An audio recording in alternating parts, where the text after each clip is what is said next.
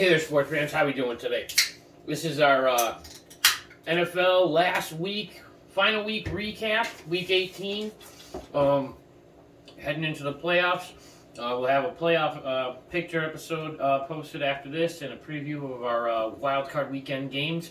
But to go over our final week 18 games, a few of these games mattered. A few of them made a difference. A few of them did. A few teams saw their hopes get fizzled out, and a few teams, managed to squeak their way in. So we had our Saturday games. We had Kansas City and Vegas. And Kansas City took that one pretty convincingly. Vegas is kind of a mess right now. Derek Carr officially issued his farewell to his fans and thanked them for his time with the team. He's looks like he's going to be with a different squad next year. And then you had the Tennessee game, which was the 8:15 game, Tennessee and Jacksonville. This one was a matter of whoever won this game was in and whoever lost was out. Jacksonville managed to pull this one out 20-16. So Jacksonville took the division and home field advantage, at least for the first round of the playoffs. Should be pretty interesting to see that team. I think they're going to be even more dangerous next year, but this year they're impressive, which is good. It's nice to see. Our Sunday games, Week 18 Sunday game, first game was Cleveland-Pittsburgh. Pittsburgh was a bubble team that had to win to have a chance to get in, but they had needed some other stuff to happen too. And they did win. They took this one 28-14 to avoid a losing season, which is good. Mike Tomlin officially dodged a bullet on the losing season there. So still hasn't had a losing season yet as a coach. In Pittsburgh, they were in a very similar situation last year with a bunch of different guys, obviously, but they had this situation where they had to win a bunch of games at the end of the season, kind of go on a win streak and have some other things happen. And unfortunately, when it came down to the rest of the games, they just didn't fall their way. So Pittsburgh wound up on the outside of the playoff picture, even with the win. But they did have a lot of positive things to build off of going into next year. Pittsburgh's a team we're going to be looking forward to seeing in the next couple of years rebuild. And see how things go over there. But so next game was Baltimore-Cincinnati. This game actually, after the playoff brackets broke down, wound up being a preview of wild card game that they're going to be playing each other this week. Coming up for a wild card matchup here, and Cincinnati handled them quite well. But Baltimore's in a bad situation here because they don't have Lamar. He's not back. Huntley's getting healthy, but they're playing with a third-string quarterback heading into the playoffs. And this isn't really a recipe for success, especially against a team like Cincinnati right now, who's having a really good, second half of the season right now. Burrow's playing very well. They're healthy again, which is good. Bar, with the exception of, this terrible incident that happened on the field in week 17, week 17. They've been right there in every game, really kicking ass. But unfortunately, they were part of that issue with DeMar Hamlin in Buffalo. That whole game, and both those teams were clearly affected. But they were able to roll it off a little bit. And again, Cincinnati, I think they came out, they played hard. They made it clear. This is to them. They were kind of proving a point just in case they ran into each other in the playoffs. Make sure these guys knew that they could handle them. We had next game on the slate was Minnesota-Chicago. Really wasn't an important game for Chicago again was Chicago's out. They're at the bottom of the barrel. Chicago actually wound up with the number one pick because of something that happened in one of the later games of Tennessee. But Chicago's going to wind up having the number one pick in the draft, and they deserve it. They're playing like it. Minnesota took this one quite easily, 29-13. Locked them into the third spot in the playoff bracket. This was a game where a lot of teams. They rested Justin Jefferson in this game, which was a shame to me only because he had a chance to break some records. and I was kind of hoping to see him get a chance to actually do that. But he, we'll go over some of the final season stats later. But they rested him and a few other guys on the roster for this game, and just kind of phoned it in and did quite well. Did just fine. Next game was New England Buffalo. This was a game where Buffalo's playing for a little bit of something here. New England was trying to fight their way in. Buffalo came out and pretty much manhandled them up.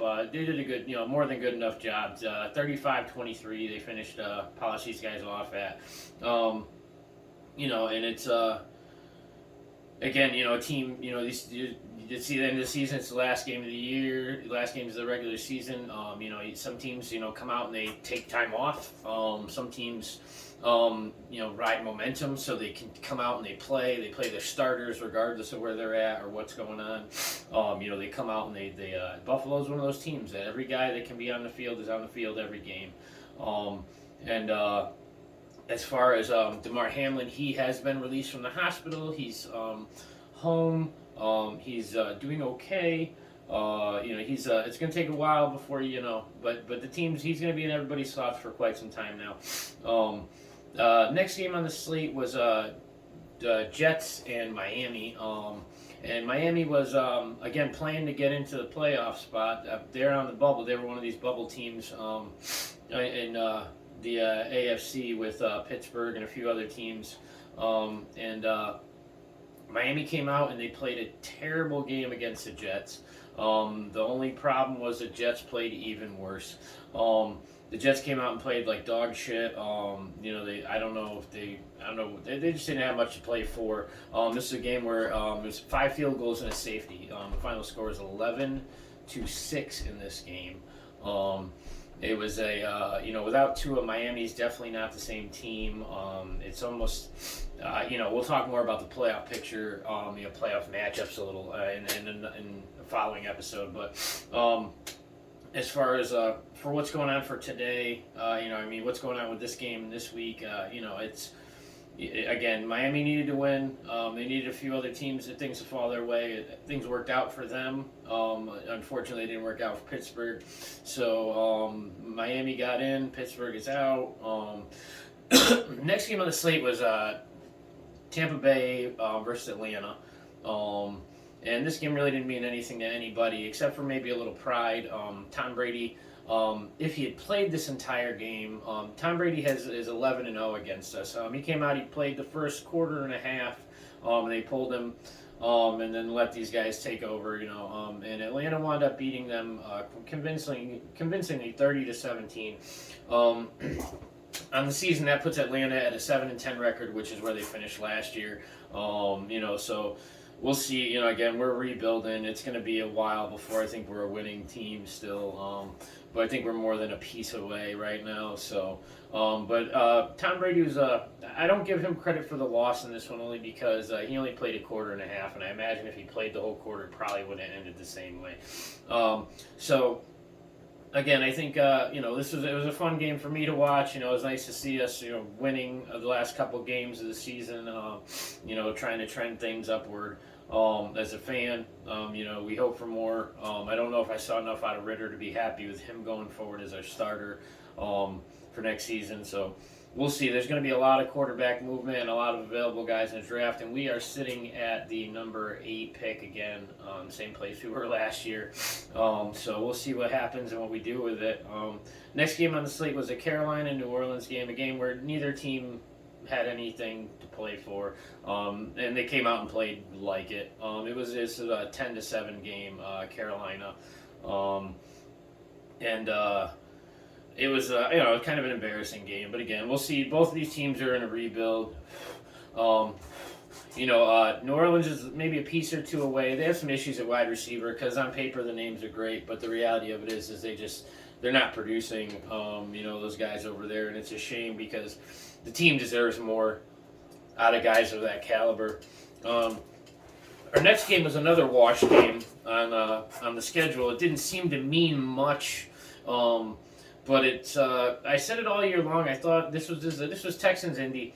I think Indy was the hardest to-win team to beat in the NFL. Not in Indy, Tennessee. I mean Texans. I apologize. But the Texans were, they've come out all year and they've put up a fight, but they're just not there. And they're, I know now they're losing their star receiver is going to be stepping away from the team. Cooks, he doesn't want to be part of a rebuild, which they're clearly going to have to go through. But this was a game where all Houston had to do was come out and lose, and they got the number one pick. But they came out and they played their hearts out, and they came out and they beat Indy 32-31. They beat them right at the end of the game. They scored right with almost no time left on the clock and went for the 2-point conversion instead of the kick to send it into overtime. Went for the 2-point conversion for the win. They said all or nothing. It's that kind of season. They wound up winning this game. In winning this game, it actually took them out of the number one spot, gave the number one pick to Chicago. It also cost Lovie Smith his job. I don't know if winning this game and losing the number one pick cost him his job or just the overall season, because they have some issues over there. They're not looking too good. It is what it is. Indy, on the other hand, again, another team that's going to be rebuilding. They got a huge problem at quarterback. They got to get some things together over there. It's not clicking. But I think we've seen the last of Matt Ryan. Unfortunately, as sad as it sounds, as a Falcons fan to say, and as sad as it is as a Falcons fan who respects Matt Ryan, to watch him leave the NFL this way, I don't think too many teams are going to be looking to start him anymore. Moving forward to our 4:00 games from Sunday, where we had Arizona and San Fran teed off, and this game was just an old-fashioned beatdown. Most of Arizona wasn't playing, which is a shame, because we witnessed J.J. Watt's final game in the NFL. As of right now, he's officially going to be retiring. I don't know. I feel like maybe if a year off and gets healthy, if the itch is still there, maybe he comes back and plays. He can still compete. He had 2 sacks in this game. Played well. I mean, San Fran did win 38-13. Unfortunately, he has nothing to do with how the offense is. And that offense over there is terrible, and most of them took the game off because, I'm pretty sure they're looking at possibly a new coach over there. Kingsbury might be out. I think the problem really is more Kyler Murray, and now that you're stuck with his contract, trying to deal with the negative results of the entire situation. Next game on the slate. Kind of worries me because this was a Dallas and Washington game, and Dallas came out and got their asses kicked real bad by Washington. 6-26 this game was the final. Dallas did not look like a team that's should be winning a Super Bowl. They didn't look like a team that was playoff ready, and the fact that they're going to be playing on Sunday. It means that whether they looked ready or not. I don't know if they were holding something back. I don't know what was going on over there, but it was just a mess. Bad game, but they really didn't need to win. They were in the playoffs either way, so and maybe they just took the foot off the gas a little bit, let the guys rest. I don't know, but they didn't look good. Next game was a bubble game. They wound up being a really good game, and it was an important game for the playoff picture. This was the Rams and Seattle, and the Rams, as Super Bowl contenders, just probably just put up the worst following season to a Super Bowl.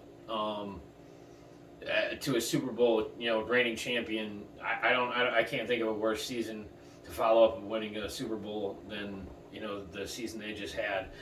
Some of it can be attributed to injuries and some controversy in the backfield for a while. Had some issues with Cam Akers early in the season. He came around towards the second half, but either way, this was a game where Seattle really needed to come out and prove that they're worth being in the playoffs, because there are some other teams fighting for the spot that they wound up getting. But Seattle came out and they wound up winning this game in overtime, 19-16. They really couldn't afford to lose this game. If they lost this game, they were out. They won this game, and the way the chips fell in some of the other games, Seattle wound up taking the 7th spot in the playoffs. So congratulations to them coming out and earning their spot. And a team that's dealt with some issues all year. Looks like Lockett's back from the hand surgery, so he was catching some balls, looking a little better. I hope it's not. I hope it's nothing too serious, but he's able to recover well. And again, he looked well. He looked good. He looked efficient. He looks like their weapons look healthy. And Gino is having the best year of his career. Best year of his entire career. I mean, you can't really argue with some of the numbers. Are pretty impressive. Next game is a potential playoff matchup game coming up. These teams might see each other in the next couple of weeks, but this was the Giants and Philly, and Philly came out and they handled their business. They didn't. It wasn't easy by far. It was 22-16 in this game.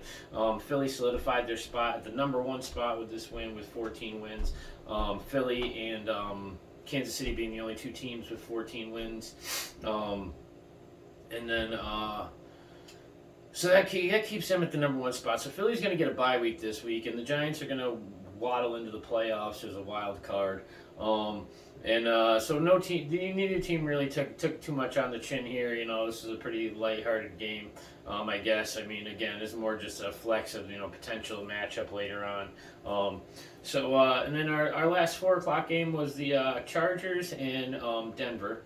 And this is a game that didn't really matter to anybody, and anybody could have won. And the Chargers decided they played their guys for a little while, and then when things started to get silly, they just rested everybody in the second half. So you're looking at a situation where the Chargers lost this one 28-31 to Denver, who finally, for the first game all year, it's the highest score Denver put up all year, and it's pretty ridiculous. I don't know what's going on over there. Again, I know they're looking to interview with Sean Payton. I know they've contacted New Orleans about that, the potential replacement as a head coach over there. But we'll see what happens. Denver, they've got a lot to work on, and they have a huge anvil they're tied to with this Russell Wilson contract. So hopefully they can get the right guys to put the things together they need to over there. Our 8 o'clock Sunday last game of the regular season was Detroit Green Bay, and this was a win and in situation for Green Bay. And Detroit actually Detroit in this one was I think they had the situation where Detroit wound up, unfortunately, because of the way Seattle's game turned out, Detroit actually, even with a win in this game, was bumped out of the playoffs because Seattle finished with a better, I think, divisional record. I think it came down to. But Green Bay wound up losing this one late in the game. 20-16, and what was just a terrible year for Aaron Rodgers, possibly the last time we've seen of him. Honestly, I don't think he can come back and play like this again next year for another $60 million and have anybody give two shits about him. I mean, at that point, they're going to be booing him and calling for his head. You can't keep taking that kind of money from the team, draining them, and then blaming them for not being able to win when you're the reason they can't build the team because, and his skill set is clearly diminished. He's had his worst statistical season of his entire career. He did not look good most of the year. I know there's Green Bay fans who are getting all high on this, like, towards the end of the season, like, we're turning it around. Really weren't turning anything around. The guy was still playing like dog shit every game. It's just his receivers started catching balls here and there. But he also was still overthrowing them a lot. He was still underthrowing them a lot. He was still looking like a guy who wasn't worth the money that the team just gave him. But either way, that was the last of the wrap up of our entire season. Those 18 weeks. I appreciate you guys tuning in for all 18 weeks. It's going to be a very interesting. We do a little season recap. We're going to continue covering the playoffs, and throughout the off season, we'll continue with not only regular football updates weekly, but other sports updates. All I can do otherwise is say thank you for tuning in weekly and paying attention to our videos. I'm going to be we'll have our playoff videos and our season overview videos posted shortly as well. Have a good day, guys. See you for the playoffs. Enjoy Wild Card Weekend.